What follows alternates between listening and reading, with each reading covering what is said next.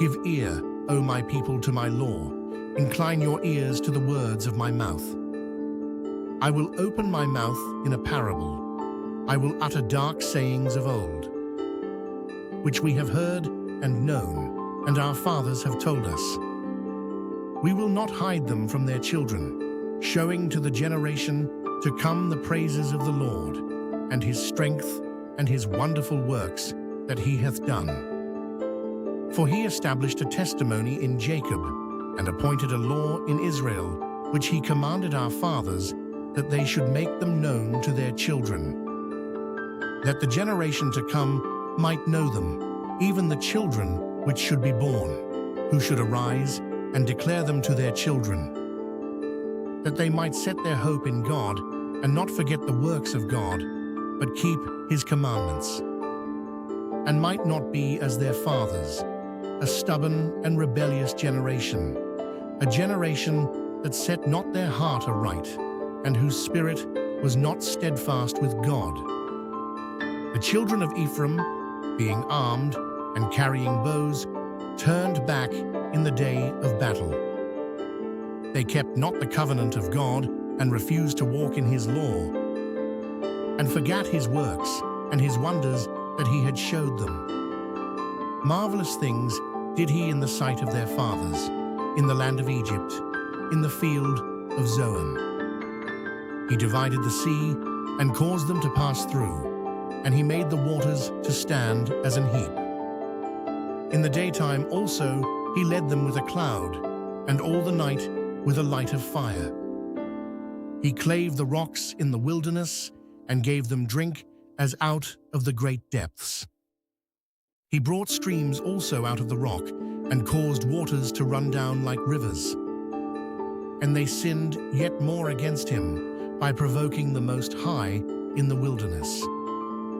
And they tempted God in their heart, by asking meat for their lust. Yea, they spake against God. They said, Can God furnish a table in the wilderness? Behold, he smote the rock, that the waters gushed out, and the streams overflowed. Can he give bread also? Can he provide flesh for his people? Therefore the Lord heard this, and was wroth. So a fire was kindled against Jacob, and anger also came up against Israel, because they believed not in God, and trusted not in his salvation. Though he had commanded the clouds from above, and opened the doors of heaven, and had rained down manna upon them to eat, and had given them of the corn of heaven. Man did eat angels' food, he sent them meat to the full. He caused an east wind to blow in the heaven, and by his power he brought in the south wind. He rained flesh also upon them as dust, and feathered fowls like as the sand of the sea. And he let it fall in the midst of their camp, round about their habitations. So they did eat, and were well filled, for he gave them their own desire. They were not estranged from their lust, but while their meat was yet in their mouths, the wrath of God came upon them, and slew the fattest of them, and smote down the chosen men of Israel. For all this they sinned still, and believed not for his wondrous works. Therefore their days did he consume in vanity, and their years in trouble. When he slew them, then they sought him, and they returned and inquired early after God. And they remembered that God was their rock, and the high God their Redeemer. Nevertheless, they did flatter him with their mouth, and they lied unto him with their tongues. For their heart was not right with him, neither were they steadfast in his covenant.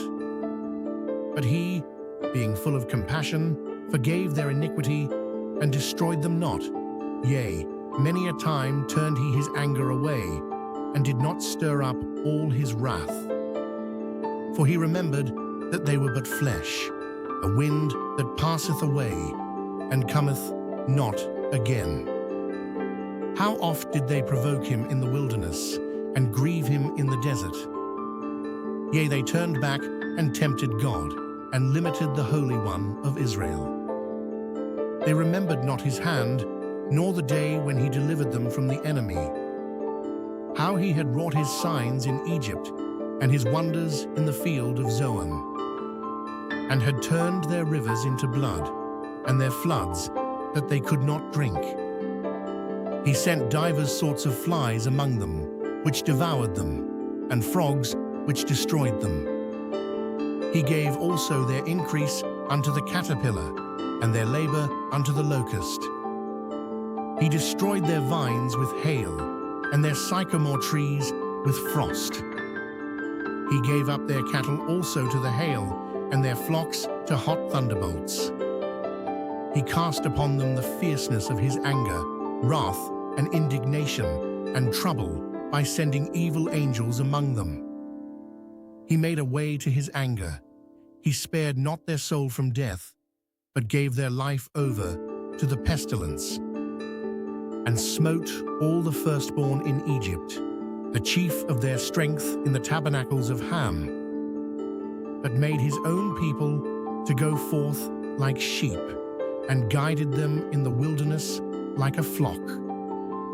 And he led them on safely, so that they feared not, but the sea overwhelmed their enemies.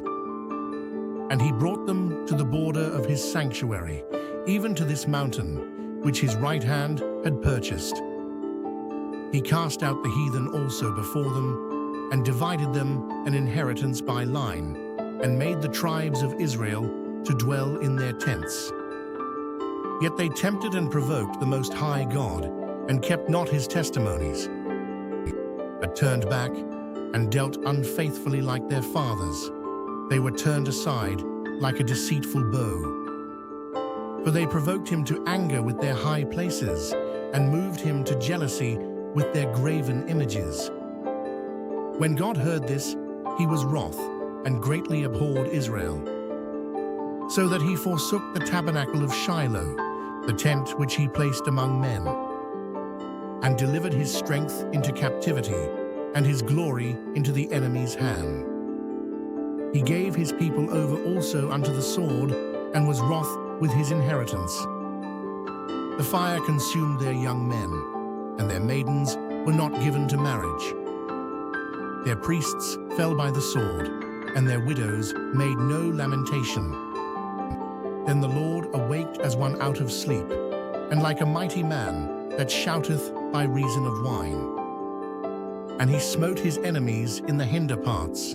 He put them to a perpetual reproach.